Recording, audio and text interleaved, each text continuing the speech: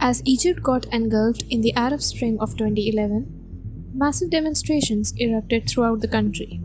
People came out on the streets demanding an end to police brutality and advocating for basic needs, freedom, and social equality. This movement lasted for 18 intense days, featuring protests and sit-ins centered around Cairo's Tahrir Square. Eventually, the country's long-standing and widely criticized president, Hosni Mubarak, had to step down. In this episode, we talk to Dr. Amira Mittermaier, whose book, Giving to God, Islamic Charity in Revolutionary Times, is set against the backdrop of the 2011 Egyptian Revolution and al-Fattah al-Sisi's rise to power. The book draws upon Dr. Mittermaier's ethnographic fieldwork in Egypt's Cairo that oscillates between seemingly apolitical spaces of charity and highly politicized spaces of protest. Dr. Mittermaier recognizes that despite their disparity, these two fields share a dedication to justice and communal engagement, both of which hold ethical and political importance. Therefore, her exploration of Islamic acts of generosity navigates between these two realms, each carrying distinct concepts of justice and the definition of an ideal society. In this conversation, Dr. Mittermaier talks about how her interlocutors provide and accept assistance, how these actions align with Islamic ideas of divine justice, and how charity influenced people's perceptions of the Tahrir Square uprisings. Dr. Mittermaier's anthropological method enables us to comprehend the intricacies of charity as a multifaceted practice among Muslims.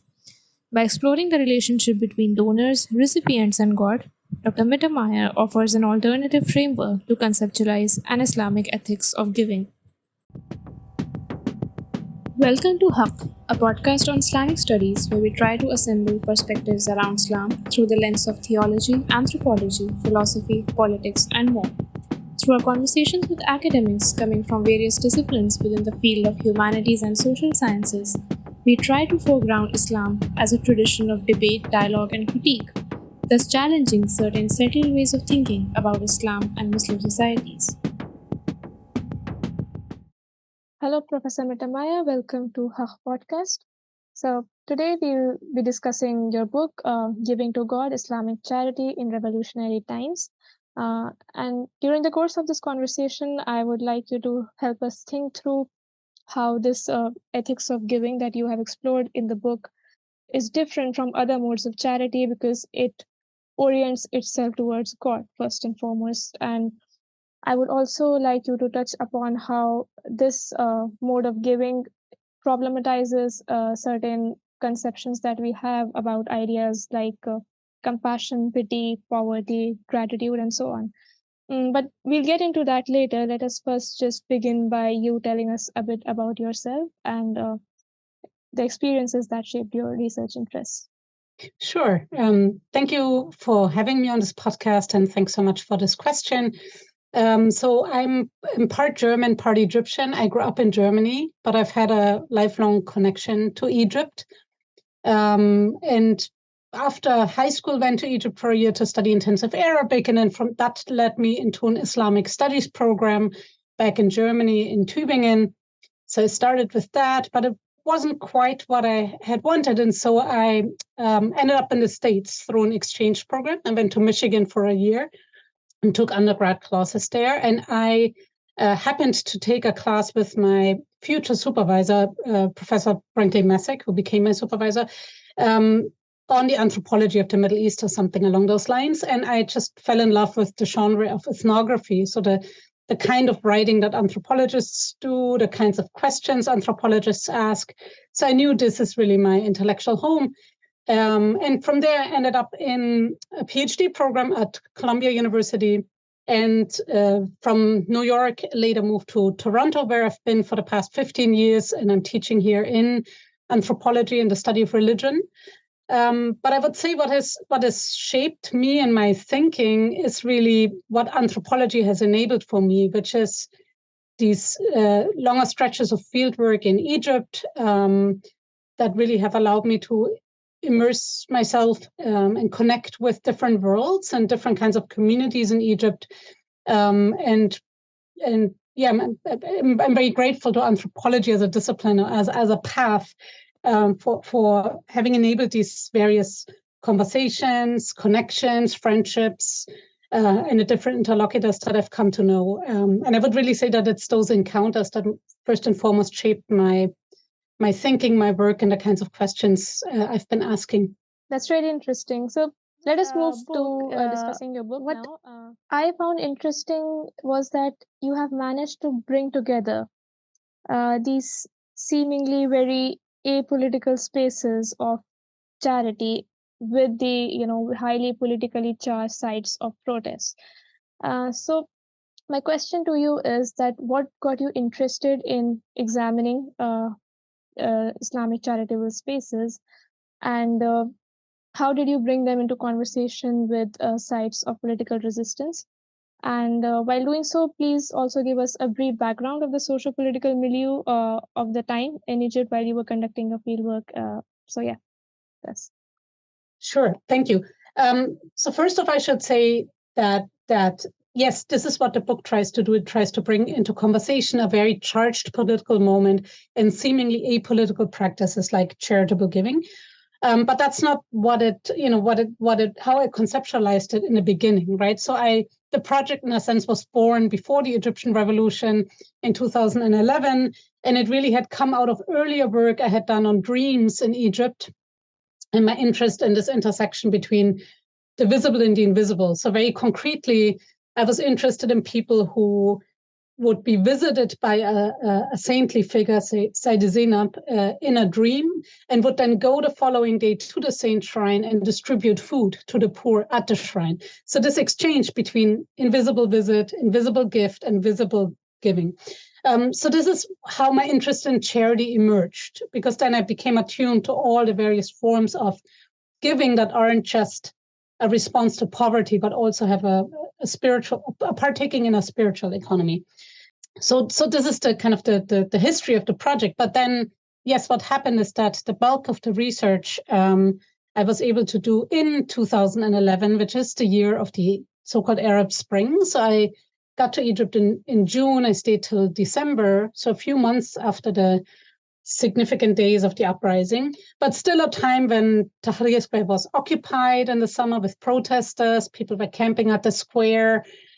Still a time of violent clashes, and a time of really revolutionary excitement and a sense of possibility. And of course, the Egyptian Revolution in the beginning was about overthrowing this long-term president who had been in power for 30 years, Hosni Mubarak. But it became something bigger. And one of the keys, or the key slogan of the Egyptian uprising was Aish Hurriya Adala Ijtimaiya, bread, freedom, social justice.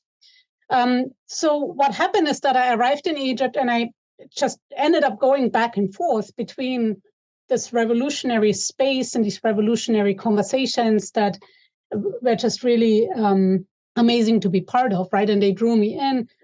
So spending some of my time with that, and then spending my time doing the kind of fieldwork that I had hoped to do, which involved spending time with people who dedicate themselves to giving out food day after day, and spending a lot of time at these khidmas, which are these Sufi spaces of giving where people, again, dedicate themselves to cooking food and giving out food every day. And one of these spaces that I became very attached to is at the Sayyid Zainab Mosque, which is not that far from Tahrir Square. So there's spatial proximity, right? I literally walk back and forth, right? Even though that wasn't my intention in framing the project, I became very intrigued and also troubled and puzzled by this tension between people talking about social justice and what does social justice mean and what are they saying about the poor and the problem of poverty and social inequality in these revolutionary spaces on the one hand, and on the other hand, these people who give to the poor every single day, right, and who practice what we might call charity. So there's a possible conversation. There's also a disconnect. There's also judgment, right? So when you ask some of my revolutionary interlocutors who became my interlocutors, when you would ask them about these types of charity practices, they would be skeptical or dismissive. They would say, well, this isn't really change, right? This doesn't change anything structurally. This perpetuates dependency. This is giving a man a fish and not teaching him how to fish. This is a drop in the ocean. right? So there's a sense, and some people said this to me literally, there's a sense in which social justice as a goal is dichotomously opposed to charity or is anti-charity, right? So charity is not the right path towards a more just society. But at the same time, during the revolution, during my months of fieldwork, you have people continuing to give day after day, day after day. So I was driven by this seeming tension, and it ended up also driving the book, right? The whole book is, in a sense, trying to grapple with the seeming tension in that the revolution was not just a backdrop to my fieldwork, but became a point of friction or a question space open up between these spaces, concretely between, say, Tahrir Square and the Khidma. And so I became very interested in thinking beyond that seeming, kind of going beyond that seeming tension between, social justice is this and charity is that, and they are just two different worlds, and we shall never bring them together. They have nothing to do with each other. So, I hope that answers your question. But that's kind of what drove me in the book in many ways. So, in the book, you have also explained how ideas like compassion and pity that are commonly used to analyze acts of charity are inadequate for understanding an Islamic ethics of giving. So, could you elaborate upon that for our listeners? Yes, and in some ways it builds on what we just talked about, and that, again, this supposed contrast often construes social justice about it as being about rights, justice, and practices of care or charity being, based on emotions and pity and again, not really tied to real change or to questions of rights or to real justice. So again, my interest, because of what I learned from these khidmas and these spaces of giving, was to push back against these assumptions a little bit.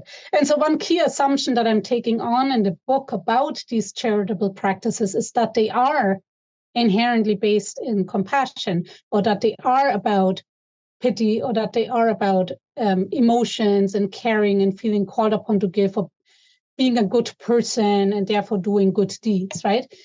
I mean, sometimes interlocutors would frame that particular understanding of charity as a very Christian understanding, right? So the Christian understanding ties charity to compassion, whereas our Muslim understanding, they would say, is about duty. We do what God told us to do, not what we feel called upon to do. I mean, that Christian-Muslim contrast can in itself be troubled, but I'm just reporting how my interlocutors sometimes describe their own practices. But so what I learned from spending a lot of time with people who dedicate themselves to giving is that, again, it isn't for them about pity or compassion, but it's about a sense of duty. It also is about rights. So it's not about legal rights, but it's about Haqq al-Faqir, the rights of the poor, a Quranic system of justice, or a Quranic set of rights.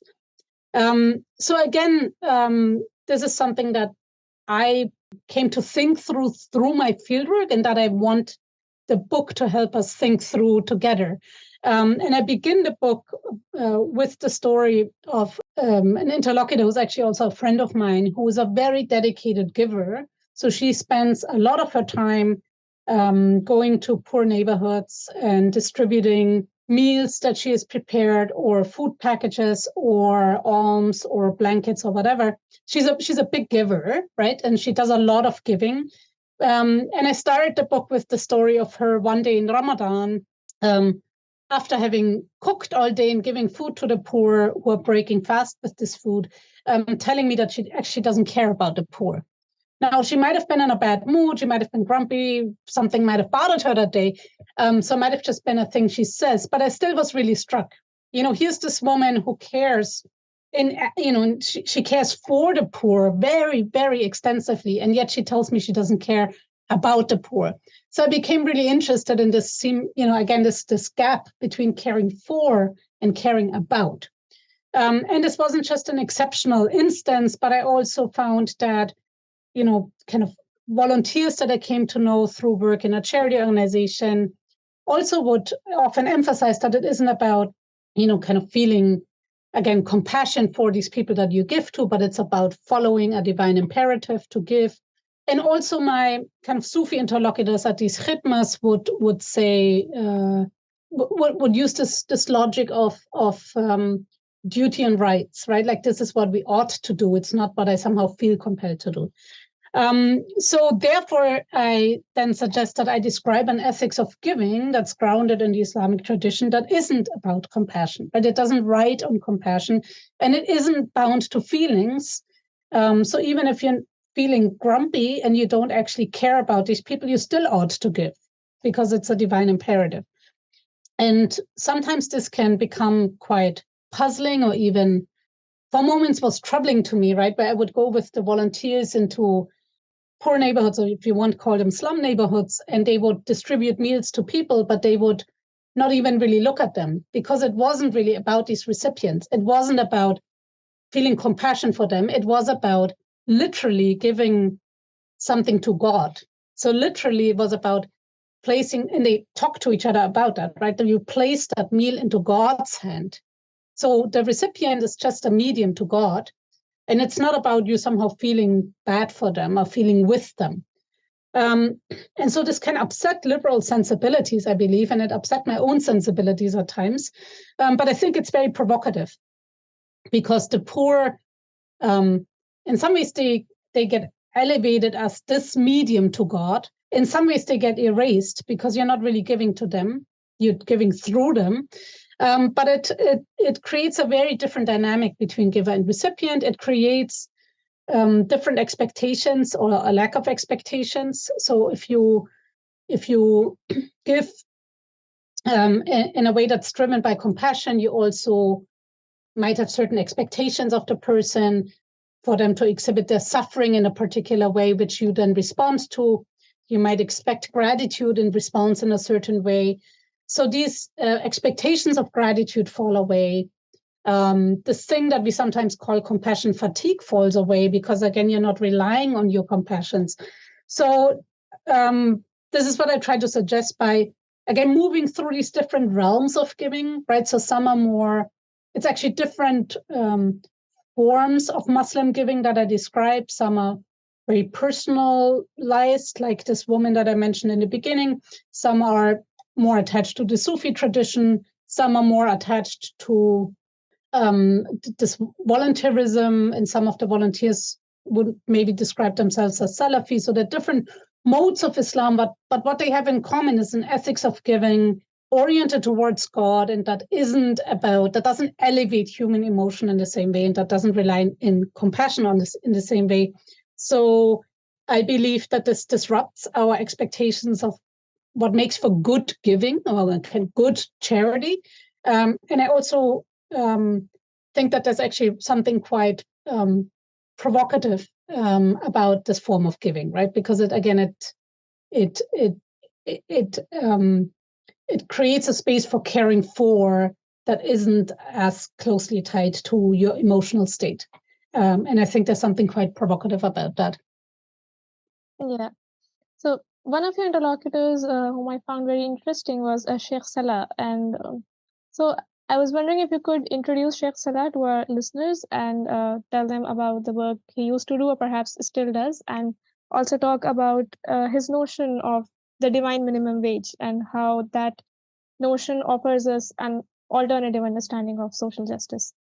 Yes, I'm very happy to talk about Sheikh Salah, because he's someone who was very dear to me. He unfortunately passed away during the pandemic. So he continued handing out food at the Sayyida Zainab Mosque during the pandemic, and he died of COVID. And it's a huge loss.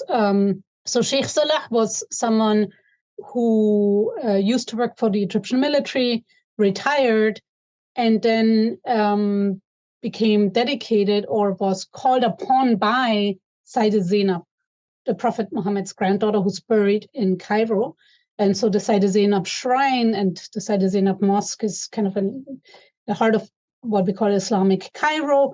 And it's a busy site of visitation. People visit Sayyida Zainab, but it's also a place in which a lot of exchange and circulation takes place, where a lot of people give to the poor and a lot of poor people come to receive.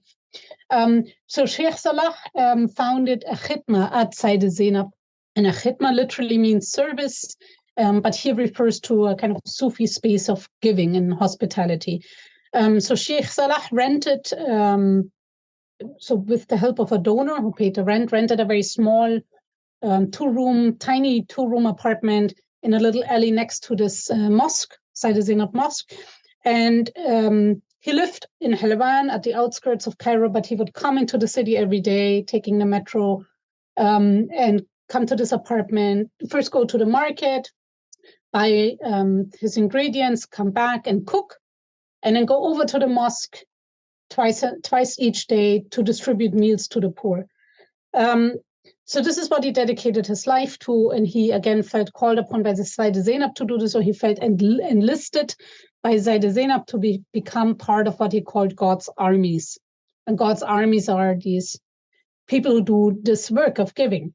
And so Sheikh Salah cooked every single day, gave out food every single day.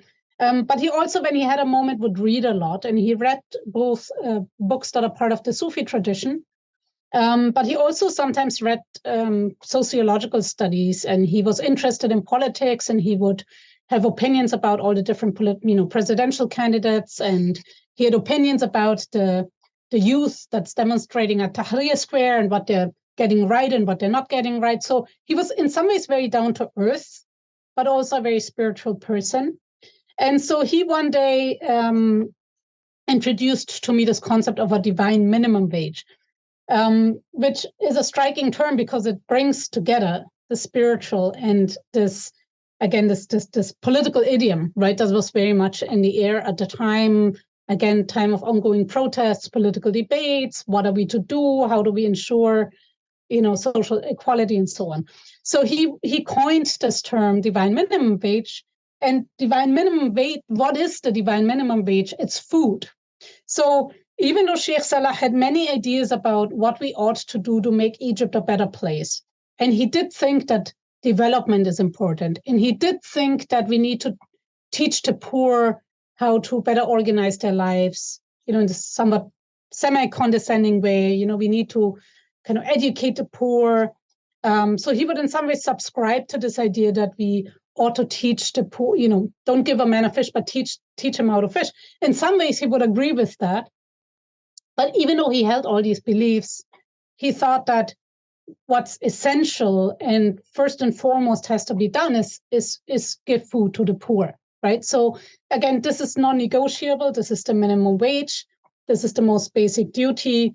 And in fact, you're not really a good Muslim if you only pray and fast, but don't attend to the poor, right? Attending to the poor was for him at the heart of Islam.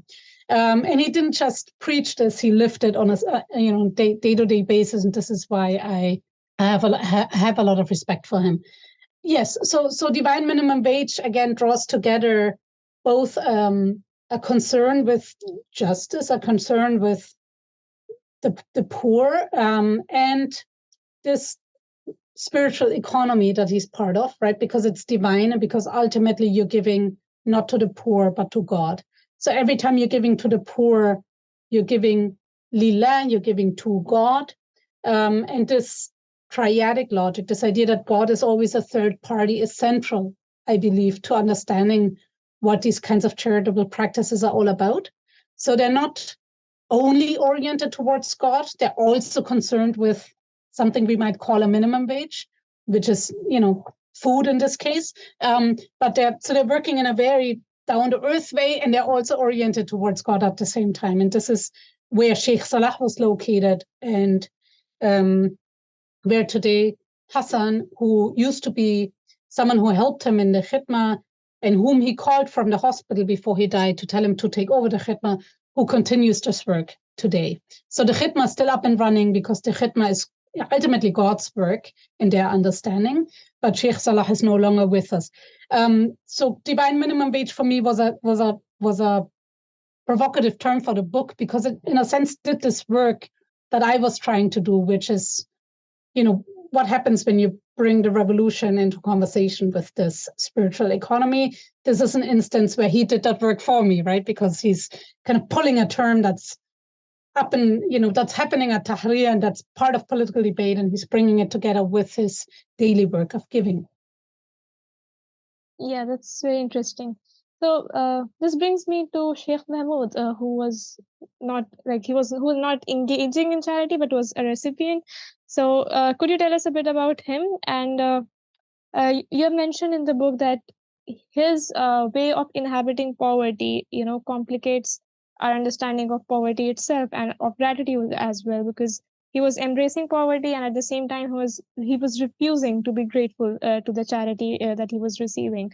And at the same time, he was also, in a way challenging this neoliberal work ethic and this idea of, independence and self-help, etc. So could you just elaborate upon that a bit? Yes, for sure.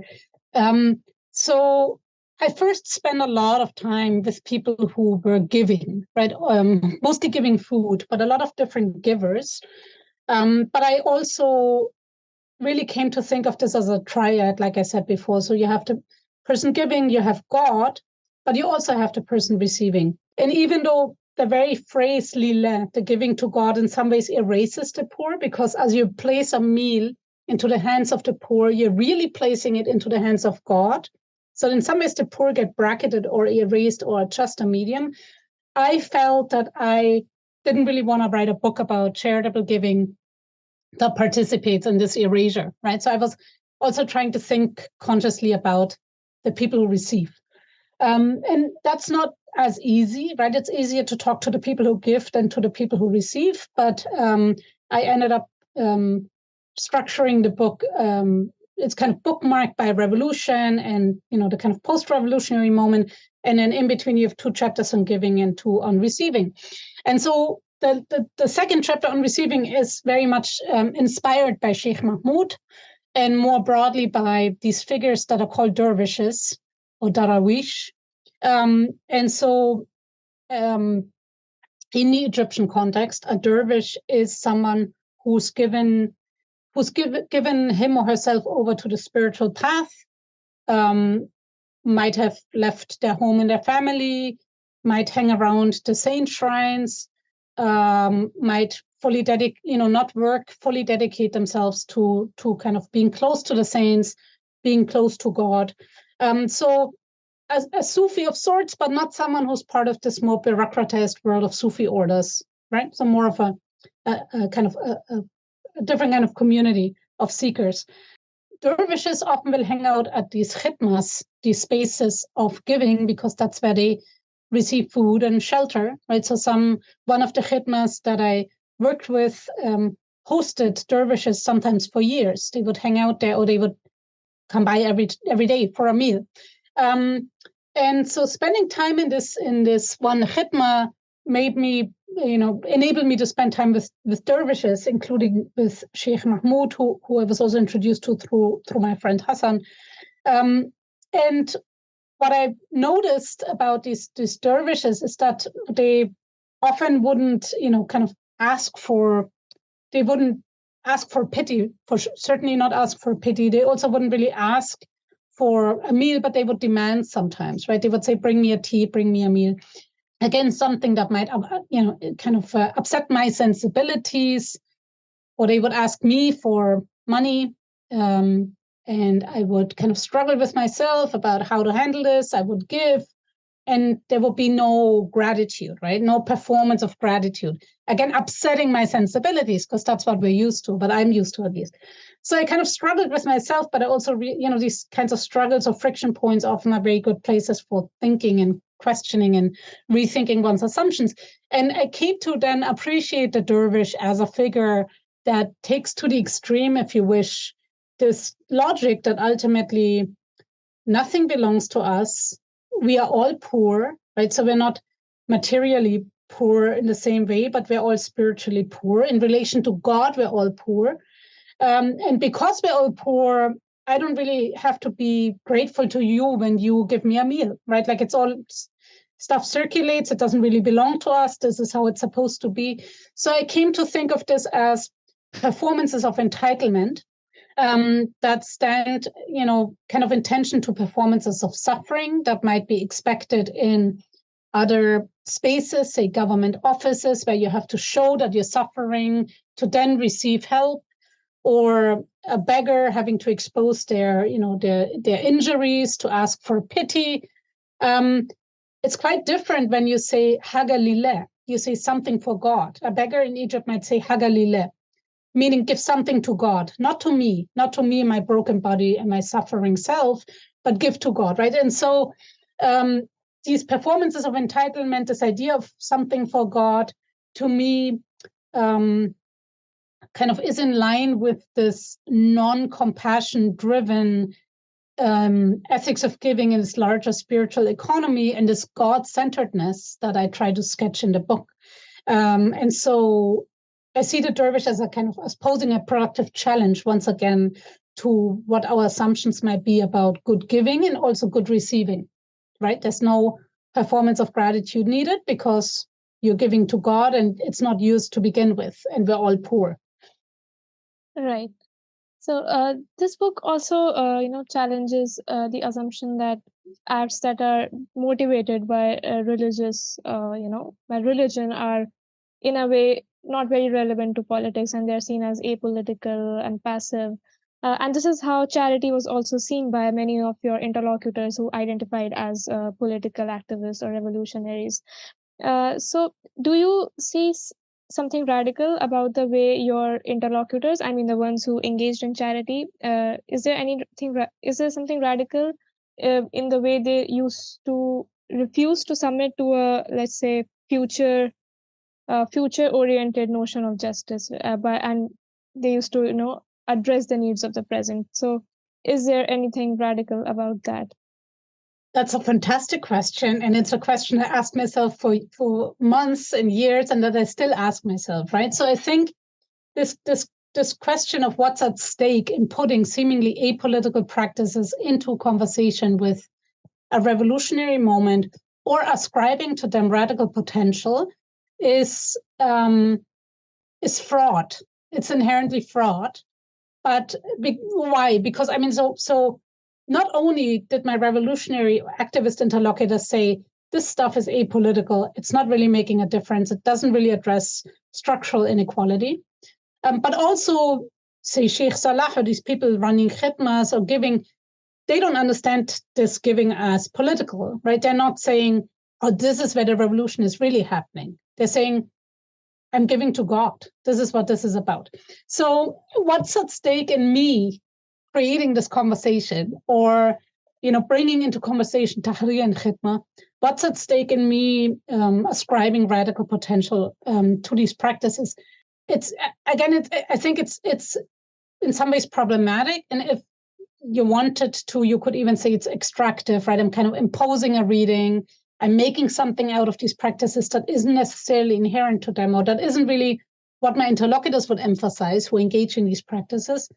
But I couldn't help but find radical potential in these practices, right? Because of how I'm positioned, who I am, by my own movement back and forth between these revolutionary spaces, getting fully, caught up in that moment and in the potential, in the sense of possibility, the hope for a different world, this big dream of a different, kind of way of living together. And what I found in the khidmas, what they gave to me. So again, I want to suggest this radical potential, but with fully acknowledging that this is not necessarily what my interlocutors would have found most important about them. The radical potential I see is precisely that these practices are about continuous giving, right? They're simply just about giving in the here and now, giving to whoever shows up and wants a meal. They're about continuous circulation. They're not about saving up for a better future. They're not about teaching the poor to somehow help themselves down the line. They're not about tightening your belt now so that therefore you have a better tomorrow. They're not about development. They're not about people learning how to take care of themselves. They stand in tension to a profound future-orientedness that is both inherent in some ways to the revolution, right, which is about dreaming of a different tomorrow, but also inherent to kind of these various mega projects that are really, Egypt right now, since the revolution, a lot of the promise of a better tomorrow rides on these mega projects and building and digging a bigger canal and building a new capital. So this isn't about tomorrow, right? This isn't about building a better tomorrow. It's about the here and now. It's about who shows up in my khidma, hungry or not, poor or not, doesn't even matter. They're here, I give them a meal. And so I try to take very seriously the spiritual economy and the logic of giving to God and the God-orientedness of these practices. But I was also, for instance, very excited when I read James Ferguson's book about basic income programs while I was engaged in this project, because he's directly taking up this very widespread idea that it's better to teach a man how to fish than to give him a fish, and all the problems inherent in that saying. But he's kind of taking a stand against a productionist paradigm and a developmentalist paradigm and saying we really need to think about a politics of distribution, not about more growth and more fishing and more fish, about how to distribute the fish. So again, this is not how the people running khidmas that I came to know understood their practices, or they wouldn't have cared that much about this parallel to Ferguson's argument about basic income programs. Maybe Sheikh Salah, because he had a political interest on the side. But to me, these possible conversations, along with the frictions, are really what kept me going with this project, and what kept me thinking and got me excited, right? So yes, I see radical potential, but I'm also aware that ascribing political meaning to things that aren't necessarily framed that way comes with its own problems. Right. So with this, we come to the end of this discussion about your book, Professor Mittermaier, and thank you so much for answering all of my questions so comprehensively. Okay, Professor Mittermaier, before we go, would you like to share with us what your next project is? Yes, sure. So I'm already, it's not my next project. I'm fully immersed in this project already, and it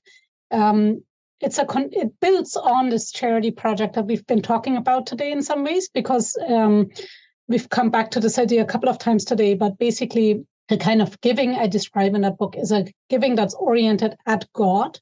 Lillah, it's a giving to God. So God is really the central invisible third that's part of this exchange that I grappled with in the book. And so what I'm doing in my current work is really zooming in even more to the extent that one can on this figure of God, on the question of God. So I've been doing research and interviews around the question of what is God, where is God, how is God imagined, how do people interact with God, what kinds of practices do people think lead them closer to God or away from God. And this is all set also in this post-revolutionary time in Egypt, where a lot of stuff has been set in motion, right? So politically, maybe the revolution failed, many would say, but on a social, personal, and religious level, there's a lot of movement and experimentation. So you have, people joining Sufi orders, or people, doing meditation and yoga and combining that with Islam or not, or becoming atheists or agnostic. So it's a pretty vibrant world of religious experimentation. And in this world, I'm trying to grapple with the God question. And I'm working at the moment on a book that tries to do justice to the many, many different things that God is to people in a place like Egypt, and that takes seriously multiplicity and plays with the idea of God's 99 names in the Islamic tradition. So I'm basically writing a book that's trying to draw together 99 different stories to make a point about multiplicity, contradiction being part of the picture, right? That's exactly what God is. Yes, so this is what I'm doing these days. Right, that sounds amazing. So thank you so much, Professor Mittermaier, for coming here today. This was an extremely enriching conversation, and I hope our listeners would find it interesting and beneficial as well. So thank you. Thank you so much for having me.